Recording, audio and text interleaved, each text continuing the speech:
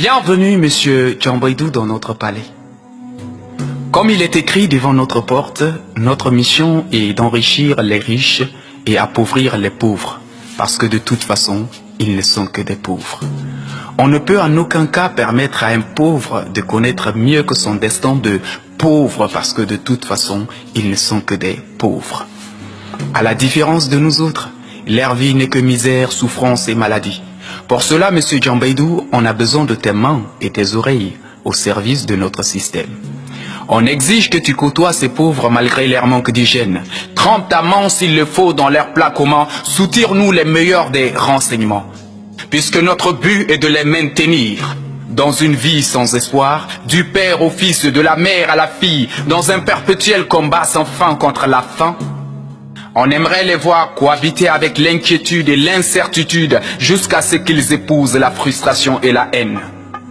On souhaite voir ces pauvres se déployer dans la dureté et la chèreté de la vie pour survivre, jusqu'à ce qu'ils se rendent en fin compte qu'ils sont obligés d'endurer comme les aînés ou partir parce que de toute façon, ils ne sont que des pauvres. Ils disent que nous avions restauré l'inégalité, l'injustice et la corruption. Mais ils n'ont encore rien vu.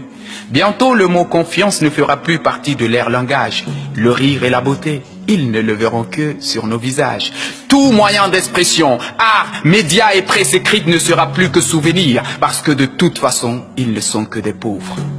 Ils verront leurs proches périr dans les hôpitaux, personne pour les aider. L'un après l'autre, ils trébucheront face à des épidémies qui ne demandent que simple vaccination, parce que de toute façon, ils ne sont que des pauvres. En plus de la peur que nous avons restaurée dans leur cœur, comme des ânes, ils supporteront le poids de notre système. Les jeunes, nous allons les tremper dans la mer de la pauvreté pure et dure. Ils sentiront l'odeur du désespoir, sans espoir. Malgré leur diplôme, ils n'expérimenteront jamais le choix de l'emploi. Ils seront condamnés à accepter nos propositions et tout leur sera dicté, quand parler et quand se taire.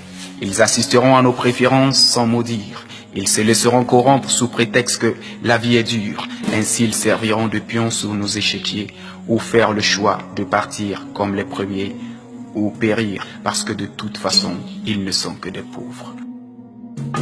On ne supporte plus le langage pauvre des pauvres, monsieur Djambaydou, qui n'est que pleurs et accusations parce que de toute façon, ils ne sont que des pauvres.